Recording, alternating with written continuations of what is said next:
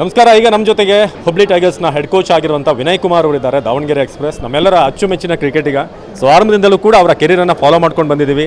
So ಈಗ ಅವ್ರನ್ನ ಮಾತಾಡ್ಸೋಣ ಈ ಒಂದು ಸಂದರ್ಭದಲ್ಲಿ, ಯಾಕಂದರೆ ಮಹಾರಾಜ ಟ್ರೋಫಿ ಆರಂಭ ಆಗ್ತಾ ಇದೆ. ವಿನಯ್ ಅವರೇ, first of all head coach ಆಗಿ ಒಂದು ಜವಾಬ್ದಾರಿಯನ್ನು ತೊಗೊಂಡಿದ್ದಾರೆ ಹುಬ್ಳಿ ಟೈಗರ್ಸ್. ಈ ಟೀಮ್ ಡಿಫೆಂಡಿಂಗ್ ಚಾಂಪಿಯನ್ಸ್ ಬೇರೆ, ಸೊ ಇದು ಆ್ಯಡೆಡ್ ಪ್ರೆಷರ್ ಅಂತ ಅನ್ಸುತ್ತಾ? ಇದೊಂದು ನನಗೆ ಅವಕಾಶ ಇನ್ನಷ್ಟು ಇದನ್ನು ಬೆಟರ್ ಮಾಡೋಕೆ ಟೀಮ್ನ ಅಂತ ಅನ್ಸುತ್ತಾ ಅಂತ? ಸೊ ಇನ್ಫ್ಯಾಕ್ಟ್ ನಾನು ಲಾಸ್ಟ್ ಇಯರ್ ಕೂಡ ಟೀಮಲ್ಲಿ ಇದ್ದೆ. ಆ್ಯಕ್ಚುಲಿ ಆವಾಗ ಕೋಚ್ ಕಮ್ ಮೆಂಟರ್ ರೋಲ್ನ ಪ್ಲೇ ಮಾಡ್ತಾಯಿದ್ದೆ. ಈ ವರ್ಷ ಆ ಮೆಂಟರ್ಲಿಂದ ಸೀದಾ ಕೋಚ್ ಅಂತ ಮತ್ತೆ ಮಾಡ್ತಿರೋದ್ರಿಂದ ಬೇಸಿಕಲಿ ಏನಂತ ಹೇಳಿದ್ರೆ, ಈ ಒಂದು ಲೆವೆಲಲ್ಲಿ ನೀವು ಪ್ಲೇಯರ್ಸ್ಗಳಿಗೆ ಆ ಒಂದು ಫ್ರೀಡಮ್ ಕೊಡೋದು ತುಂಬಾ ಮುಖ್ಯ. ಜೊತೆಗೆ ನೀವು ಆ್ಯಸ್ ಎ ಕೋಚ್ ನೀವು ಎಷ್ಟೇ ನೀವು ಏನೇ ಒಂದು ಟ್ರೈ ಮಾಡಿದ್ರು ಕೂಡ ಎಂಡ್ ಆಫ್ ದ ಡೇ ಒಳಗಡೆ ಅವ್ರು ಆಡಬೇಕು. ಸೊ ನಮ್ಮ ಕೆಲಸ ಏನಂದರೆ ಅವ್ರನ್ನ ಪೂರ್ತಿ ಪ್ರಿಪೇರ್ ಮಾಡಿ ಬಿಡೋದು, ಒಳಗಡೆ ಅವರು ಕೆಲಸ ಮಾಡಬೇಕಾಗಿ ಬರುತ್ತೆ. ಏನೋ ಸಣ್ಣ ಪುಟ್ಟ ಮಿಸ್ಟೇಕ್ಸ್ ಆದರೆ ಮೇ ಬಿ, ಯಾಕಂದರೆ ಎಲ್ಲರೂ ತಪ್ಪು ಮಾಡೇ ಮಾಡ್ತಾರೆ. ಒಂಥರ ಗ್ರೇಟ್ ಆಪರ್ಚುನಿಟಿ ಅವರಿಗೆ ಎಲ್ಲದೂ ಕಲಿತಾ ಮೇಲೆ ಹೋಗೋದಕ್ಕೆ. ಸೊ ಹೊರಗಡೆ ಕೂತಿ ಆ್ಯಸ್ ಎ ಕೋಚ್ ನೀವು ಟೀಮ್ ಪ್ಲೇಯರ್ನ ನೋಡ್ತಾ ಇರಬೇಕಾದ್ರೆ ಏನೋ ಸಣ್ಣ ಪುಟ್ಟ ಮಿಸ್ಟೇಕ್ಸ್ ಆದರೆ ಅದನ್ನು ಬರೋ ಮ್ಯಾಚ್ಗಳಲ್ಲಿ ಯಾವ ರೀತಿ ಅದನ್ನು ತಿದ್ದಬೋದು ಒಳ್ಳೆ ರೀತಿಯಲ್ಲಿ. ನಾವು ತುಂಬ ಸ್ಟ್ರಿಕ್ಟಾಗಿ ಹೋಗೋಕ್ಕೂ ಆಗೋಲ್ಲ, ಯಾಕಂತ ಹೇಳಿದ್ರೆ ಎಲ್ಲ ಇಲ್ಲಿ ಒಂದು ಲೆವೆಲಲ್ಲಿ ಆಡಿರೋಂಥ ಪ್ಲೇಯರ್ಸ್ ಆಗಿರೋದ್ರಿಂದ ಅವ್ರ ಗೇಮ್ ತುಂಬ ಚೆನ್ನಾಗಿ ಅರ್ಥ ಮಾಡ್ಕೊಂಡಿರ್ತಾರೆ. ಜೊತೆಗೆ ಕ್ಯಾಪ್ಟನ್ ಮನೀಶ್ ಮುಂದೆಯಿಂದ ಲೀಡ್ ಮಾಡ್ತಿರೋದ್ರಿಂದ ನಮ್ಮ ಕೆಲಸ ಇನ್ನೂ ಈಸಿ ಆಗ್ತಾ ಹೋಗುತ್ತೆ. ಸೊ ನಾನು ಚಾಲೆಂಜಸ್ ಅಂತ ಹೇಳ್ತೀನಿ ಹೊರತು ಕಷ್ಟ ಅಂತ ಹೇಳೋಕ್ಕೆ ಇಷ್ಟಪಡಲ್ಲ. ಯಾಕಂದರೆ ಚಾಲೆಂಜ್ ಇದ್ರೇ ಒಂದು ಟೂರ್ನಮೆಂಟ್ಗೆ ಮಜಾ ಅಲ್ವಾ. ಯಾವುದೇ ಒಬ್ಬ ಪ್ಲೇಯರಿಗೆ ಅವರೊಂದು ಕ್ರಿಕೆಟ್ ಕರಿಯರಲ್ಲಿ ಮೇಲೆ ಹೋಗ್ಬೇಕಂದ್ರೆ ಎಲ್ಲ ಈಸಿಯಾಗಿ ಬಂದರೆ ಆ ಒಂದು ಮಜಾ ಇರೋದಿಲ್ಲ.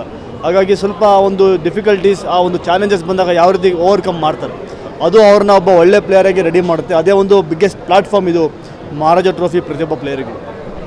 ಈ ಸಲ T20 ವರ್ಲ್ಡ್ ಕಪ್ ಗೆದ್ದ ಮೇಲೆ T20 ಫಾರ್ಮ್ಯಾಟಲ್ಲಿ ಹೇಗೆ 2007ರಲ್ಲಿ ಒಂದು ಹೊಸ ಒಂದು ಒರಿಜಿನ್ ಆಯಿತು, ಅಲ್ಲಿಂದ ಒಂದು ಕ್ರೇಜ್ ಜಾಸ್ತಿ ಆಯಿತು. ಈಗ ಮತ್ತೆ ನಾವು T20 ವರ್ಲ್ಡ್ ಕಪ್ಪನ್ನು ಗೆದ್ದಿದ್ದೀವಿ ಟೀಮ್ ಇಂಡಿಯಾ.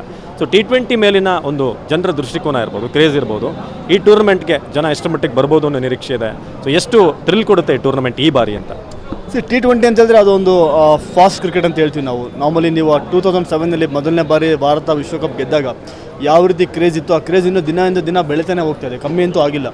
ಜೊತೆಗೆ ಈ ವರ್ಷ ಒಂದು ಗೆದ್ದಿರುವಂಥ ಒಂದು T20 world cup Rahul Dravid ಅವರ ಒಂದು ಕೋಚಿಂಗ್ ಮಾರ್ಗದರ್ಶನದಲ್ಲಿ ಯಾವ ರೀತಿ ಒಳ್ಳೆ ಪರ್ಫಾರ್ಮ್ ಮಾಡಿ ರೋಹಿತ್ ಶರ್ಮಾ ಅವರ ಕ್ಯಾಪ್ಟನ್ಸಿಲಿ ಟೀಮ್ ಗೆದ್ದಿದೆ, ಅದು ಕೂಡ ಇನ್ನೊಂದು ಸ್ವಲ್ಪ ಬೂಸ್ಟ್ ಮಾಡುತ್ತೆ. ಎಸ್ಪೆಷಲಿ ಅಪ್ಕಮಿಂಗ್ ಯಂಗ್ಸ್ಟರ್ಸ್, ಆ ಒಂದು ಏಜ್ ಕ್ಯಾಟಗರಿ 10 to 15 ಇಯರ್ಸ್ ಯಾರು ಒಂದು ಕ್ರಿಕೆಟ್ನ ಸ್ವಲ್ಪ ಸೀರಿಯಸ್ ಆಗಿ ತೊಗೊಳೋಕೆ ಶುರು ಮಾಡ್ತಾರೆ, ಅವರಿಗೆಲ್ಲ ಈ ಒಂದು ಟೂರ್ನಮೆಂಟ್ ಗೆದ್ದಿರೋದು ಒಂಥರ ಬಿಗ್ ಬೂಸ್ಟ್ ಆಗುತ್ತೆ. ಆ ಗೇಮ್ನ ತುಂಬ ಸೀರಿಯಸ್ ತೊಗೊಂಡು ಅದನ್ನು ಒಂಥರ ಅವರು ಕೂಡ ಒಂಥರ ಪೂರ್ತಿ ಮನಸ್ಸಿಗೆ ಹಚ್ಕೊಂಡು ಆಡೋಕ್ಕೆ ಶುರು ಮಾಡ್ತಾರೆ. ಹಾಗಾಗಿ ಒಂದು ಗ್ರೇಟ್ ಎಕ್ಸ್ಪೀರಿಯನ್ಸ್ ಅವರಿಗೆ. ಜೊತೆಗೆ ನೀವು ಕೇಳ್ದಂಗೆ ಯಾವ ರೀತಿ ಕ್ರೌಡ್ನ ಪುಲ್ ಮಾಡುತ್ತೆ ಅಂದರೆ, ಶಾರ್ಟ್ ಆಫ್ ಫಾರ್ಮ್ಯಾಟ್ ಅಂತ ಹೇಳಿದ್ರೆ ಪ್ರತಿಯೊಬ್ಬರಿಗೂ ಒಂಥರ ಫ್ಯಾಮಿಲಿ ಜೊತೆಲಿ ಹೋಗಿ ಒಂದು ಮೂವಿ ನೋಡ್ದಂಗೆ. ಆ ಒಂದು 3 hours ನಿಮಗೆ ಒಂದು ಎಂಟರ್ಟೈನ್ಮೆಂಟ್ ಇರೋದ್ರಿಂದ ತುಂಬ ಜನ ಮೋಸ್ಟ್ ಪ್ರಾಬಲಿ ಬಂದು ನೋಡೋ ಚಾನ್ಸಸ್ ಜಾಸ್ತಿ ಇದೆ. ಓಕೆ, ಇನ್ನು RCB ಟೀಮ್ನಲ್ಲಿ ಈಗ KL ರಾಹುಲ್ ಬರ್ತಾರೆ ಅಂತ ಒಂದಷ್ಟು ಬಸ್ ಇದೆ. ಸೊ ನಮ್ಮ ಹುಡುಗರು ಬಂದಾಗ ಟೀಮ್ನ ಹೇಗೆ ಲಿಫ್ಟ್ ಮಾಡುತ್ತೆ? ಸೊ ರಾಹುಲ್ ಏನಾದರೂ ಬರ್ಬೋದಾ ಅಂತ ಚಾನ್ಸಸ್ ಇದೆಯಾ? ನಿಮ್ಗೇನಾದರೂ ಸುದ್ದಿ ಬಂದಿದೆಯಾ? ನಂಗಂತೂ ಏನೂ ಬಂದಿಲ್ಲ, ಫಸ್ಟ್ ಟೈಮ್ ನಿಮ್ಮ ಹತ್ರ ಕೇಳ್ತಿರೋದು ಆ್ಯಕ್ಚುಲಿ. ಓಕೆ, ಆ ಥರನೂ ವಿಷಯ ಬಂದಿಲ್ಲ. ಮೇ ಬಿ ಆಪ್ಷನ್ ಏನಾಗುತ್ತೆ ನೋಡಬೇಕು, ಬಿಗ್ ಆಪ್ಷನ್ ಆಗುತ್ತೋ ಅಥವಾ ಏನಾದರೂ ಯಾವ ರೀತಿ ಆಗುತ್ತೆ ನಮಗೆ ಐಡಿಯಾ ಇಲ್ಲ.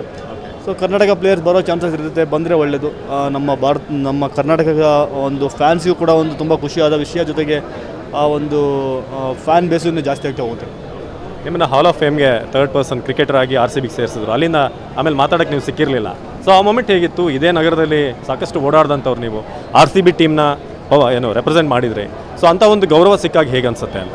ತುಂಬಾ ಖುಷಿ ಆಯಿತು ಆ್ಯಕ್ಚುಲಿ. ಇನ್ಫ್ಯಾಕ್ಟ್ ನೋಡ್ತಾ ಹೋದರೆ ಆ ಒಂದು ಎಕ್ಸ್ಪೀರಿಯೆನ್ಸ್ ಯಾವ ರೀತಿ ಇತ್ತು ಅಂತ ಹೇಳಿದ್ರೆ, ನಾವು ಆಡಬೇಕಾದ್ರೆ ಕ್ರಿಕೆಟ್ ನಾನು ಲಾಸ್ಟ್ ಆಡಿದ್ದು 2018ನಲ್ಲಿ, ಅದಾದಮೇಲೆ ಮತ್ತೆ ರಿಟೈರ್ಮೆಂಟ್ ಆದಮೇಲೆ ಆ ಥರ ಒಂದು ಬಿಗ್ ಕ್ರೌಡ್ ಮುಂದೆ ಆಡಿರಲಿಲ್ಲ. ಸೊ ಅದನ್ನು ನಾನು ಆ ಒಂದು ಸೆಲೆಬ್ರೇಷನ್ ಅಥವಾ ಆ ಒಂದು ಸೆರೆಮನಿ ಯಾವ ರೀತಿ ಇತ್ತು ಅಂತ ಹೇಳಿದ್ರೆ, ಅದು RCB ಅನ್ವಿಲಿಂಗ್ ಯಾವ ಥರ ಇತ್ತು ಅಂದರೆ, ಫಸ್ಟ್ ನಾನು ಗ್ರೌಂಡಿಗೆ ಬಂದಾಗ ಅಗೇನ್ ನಾನು ಯಾವಾಗ ಆಡ್ತಾಯಿದ್ದೆ ಆ ಒಂದು ಫುಲ್ ಹೌಸ್ ಯಾವ ಥರ ಇರ್ತಾಯಿತ್ತು, ಆ ಒಂದು ಫೀಲ್ ಬಂದಿದ್ದು. ಯಾಕಂತ ಹೇಳಿದ್ರೆ ಜನ ತುಂಬ ಇದ್ದಿಲ್ಲ, ಅಲ್ಲಿ ಓನ್ಲಿ 1 stand ಮಾತ್ರ ಇದ್ದರು. ಬಟ್ ಸ್ಟಿಲ್ ಆ ಒಂದು ಎನರ್ಜಿ, ಆ ಒಂದು ಚಿಯರಿಂಗ್ಸ್ ಎಲ್ಲ ಕೇಳಿ ತುಂಬಾ ಖುಷಿ ಆಗ್ತಾಯಿತ್ತು. ಸೊ ತುಂಬಾ ಖುಷಿ ಆಯಿತು. RCBಗೆ ಥ್ಯಾಂಕ್ಸ್ ಹೇಳೋಕ್ಕೆ ಇಷ್ಟಪಡ್ತೀನಿ. ಹಾಲ್ ಆಫ್ ಫೇಮ್ ಅಂತ ಹೇಳಿದ್ರೆ it's A great achievement. But ಅದೇ ಇನ್ನೂ ಕರ್ನಾಟಕದಿಂದ ತುಂಬ ಜನ ಬರಲಿ RCB ಕೂಡ ಮುಂದೆ ಹೋಗಲಿ, ಇನ್ನೂ ಟ್ರೋಫೀಸ್ ಗೆಲ್ಲಿ. ವುಮೆನ್ಸ್ ಗೆದ್ದಿದ್ದಾರೆ, ಮೆನ್ಸ್ ಚೆನ್ನಾಗಿ ಆಡ್ತಾ ಇದ್ದಾರೆ. ಅನ್ಫಾರ್ಚುನೇಟ್ಲಿ ಗೆಲ್ಲಕ್ಕಾಗಿಲ್ಲ, ಬರೋ ದಿನಗಳಲ್ಲಿ ಗೆಲ್ಲಿ ಅಂತ ಆಶಿಸ್ತೀವಿ. ಓಕೆ, ಒಂದು ಕಾಲದಲ್ಲಿ 6 ರಿಂದ 7 ಪ್ಲೇಯರ್ಸ್ ಕರ್ನಾಟಕದಿಂದ ಇಂಡಿಯಾನ ರೆಪ್ರೆಸೆಂಟ್ ಮಾಡ್ತಾಯಿದ್ರು. ಈಗ KL ರಾಹುಲ್ ಒಬ್ಬರೇ ಇದ್ದಾರೆ. ಸೊ ಯಾಕೆ ಇದಾಗ್ತಿರ್ಬೋದು ಅಂತ ಅನ್ಸುತ್ತೆ? ಮುಂದೆ ಯಾರು ಪ್ರತಿನಿಧಿಸ್ಬೋದು, ಯಾರಿಗೆಲ್ಲ ಅವಕಾಶ ಇದೆ ಅಂತ ಈಗಿನ ಟ್ಯಾಲೆಂಟ್ ಪೂಲ್ ನೋಡಿದ್ರೆ ಯಾರಿಗೆ ಆ ಒಂದು ಭವಿಷ್ಯ ಇದೆ ಅಂತ ನಿಮ್ಗೆ ಅನ್ಸುತ್ತೆ ನೀವು ನೋಡಿದಾಗ? ಪ್ಲೇಯರ್ಸ್ ತುಂಬ ಚೆನ್ನಾಗಿದ್ದಾರೆ. ಇನ್ಫ್ಯಾಕ್ಟ್ ಯಾವ ರೀತಿ ಈಗ ವಿದ್ಯುತ್ ಕಾವೇರಪ್ಪ ಸ್ವಲ್ಪ ಮೇಲೆ ಬರ್ತಾ ಇದ್ದಾರೆ, ಅವರು ಕೂಡ ಒಂದು ಒಳ್ಳೆ ಆಪರ್ಚುನಿಟಿ ಅವ್ರಿಗೂ ಮೇಲೆ ಆಡೋದಕ್ಕೆ. ಜೊತೆಗೆ ಮನೀಶ್ ಪಾಂಡೆ, ಮಯಾಂಕ್ ಅಗರ್ವಾಲ್ ಅವರೆಲ್ಲ ಸ್ವಲ್ಪ ಹೊರಗಡೆ ಬಂದಿದ್ರು ಕೂಡ ಒಂದು ಗುಡ್ ಇನ್ನಿಂಗ್ಸ್ ಅಥವಾ ಒಂದು ಗುಡ್ ಸೀಸನ್ ಸಾಕು ಮತ್ತೆ ಕಮ್ ಬ್ಯಾಕ್ ಮಾಡೋದಕ್ಕೆ.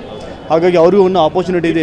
ಎಷ್ಟು ಹೆಲ್ಪ್ ಆಗ್ಬೋದು ಅವರ so it's T20 format. So ಇದು ಏನೇ ಹೆಲ್ಪ್ ಆದರೂ ಈ ಒಂದು ಫಾರ್ಮ್ಯಾಟಿಗೆ ಹೆಲ್ಪ್ ಆಗುತ್ತೆ ಹೊರತು ಇದರಲ್ಲಿ ಬೇರೆ ಹೆಲ್ಪ್ ಆಗೋ ಚಾನ್ಸಸ್ ಇರೋದಿಲ್ಲ. ಯಾಕಂದರೆ ಈಗ IPL ನೆಕ್ಸ್ಟ್ ಬರ್ತಿರೋದ್ರಿಂದ ಇಲ್ಲಿ ಒಳ್ಳೆ ಪರ್ಫಾರ್ಮ್ ಮಾಡೋದ್ರಿಂದ ಅವರಿಗೆ ಒಂದು ಮೆಂಟಲ್ ಆಸ್ಪೆಕ್ಟ್ ತುಂಬ ಹೆಲ್ಪ್ ಆಗುತ್ತೆ.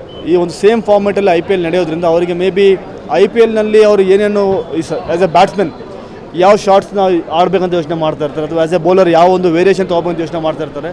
ಆ ಕೆಲಸಗಳನ್ನ ಇಲ್ಲಿ ಮಾಡ್ಬೋದು ಎಕ್ಸ್ಪೀರಿಯನ್ಸ್ ಪ್ಲೇಯರ್ಸ್.